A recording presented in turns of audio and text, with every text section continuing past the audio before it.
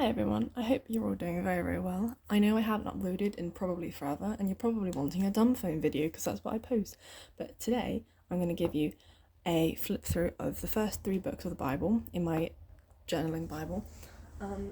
My life is hectic. I'm at Bible college, and I literally go on my placement tomorrow. So why I'm doing this now, don't ask.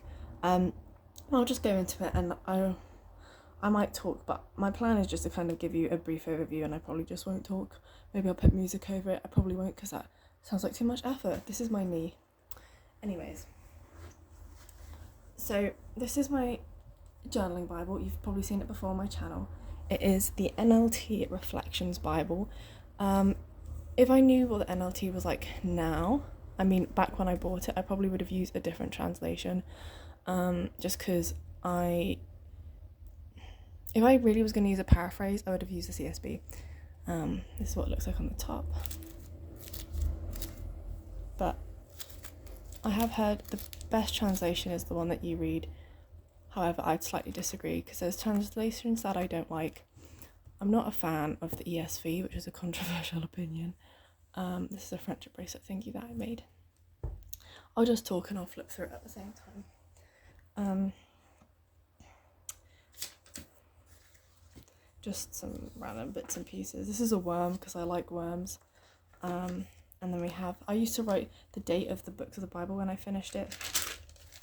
And then it just goes into it. So I'll just flip through and I'll just talk. Or maybe I won't.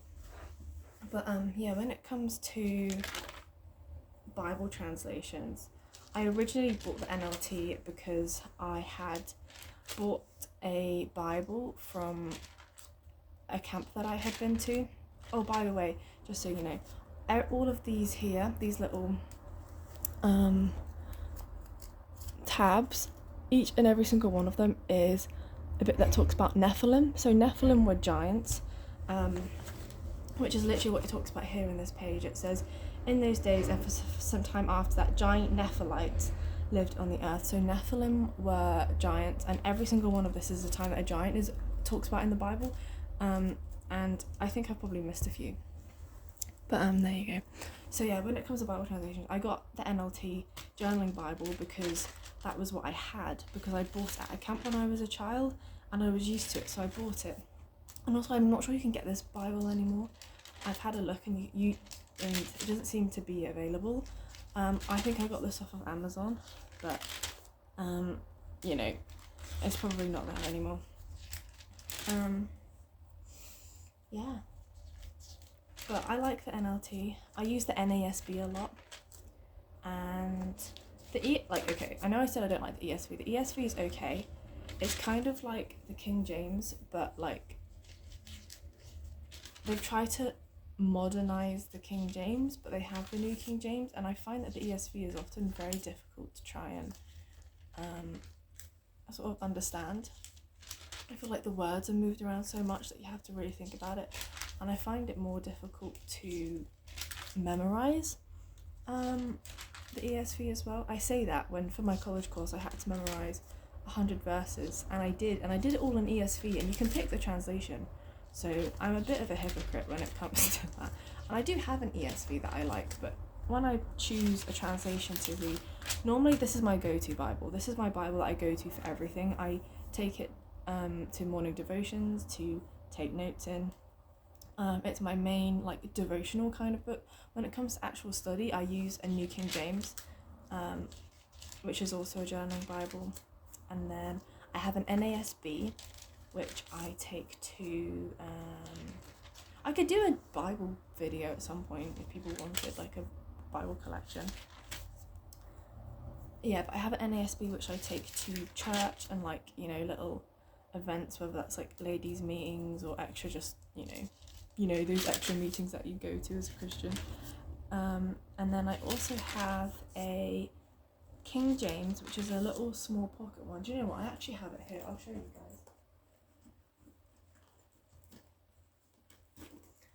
There we go. This is my King James. It's just a small one that fits inside my handbag. But this is my Evangelism Bible. It's a work in progress. So this is to use when I'm evangelizing, if I'm doing and whether that's door to door, whether that is doing street cafe, whether that's whatever it is, each of these tabs has a different verse. So like here, this has John 3:16, which says, "For God so loved the world that he gave his only begotten Son, that whosoever believeth in him shall not perish but have everlasting life." And then all these other ones, so I think the orange one talks about works. So here, this verse tells you that you are saved by grace. You're not. You're saved by, you are. Sorry, me being like, what is this verse? You are saved by grace through your faith. And no matter how many works we do, our works don't save us. So this is just like little verse, and I have some about sin.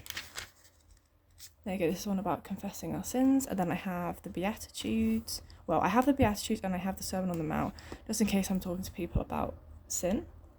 So this is my Evangelism Bible. This is coming with me on placement, so I can spread the word. Anyways, that aside,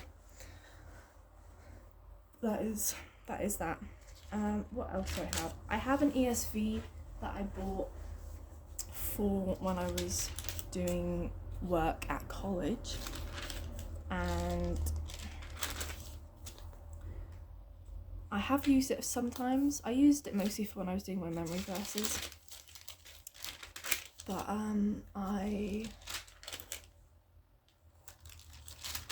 what was I gonna say? I don't know. I'm so easily distracted. I just looked out of the window. I have no idea why that's there.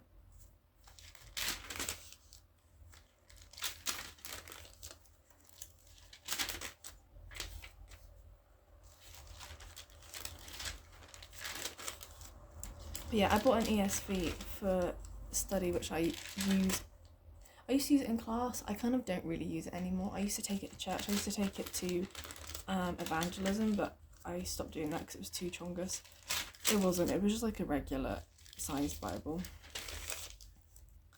I used it sometimes for essays and stuff. So I do have an ESV. I just don't really use it. Okay, we're at Leviticus now. Leviticus is my favourite book of the Bible. Well, it was at one point. It's kind of changing. I'm kind of enjoying some other Old Testament stuff at the moment. The reason why I like Leviticus, people are normally kind of scared of reading Leviticus. They think it's boring and there's just a whole bunch of offerings and stuff about Levitical priests, and that's true. And there's a whole bunch of things that if you just read it on its own, it is boring, and even I would say it's boring.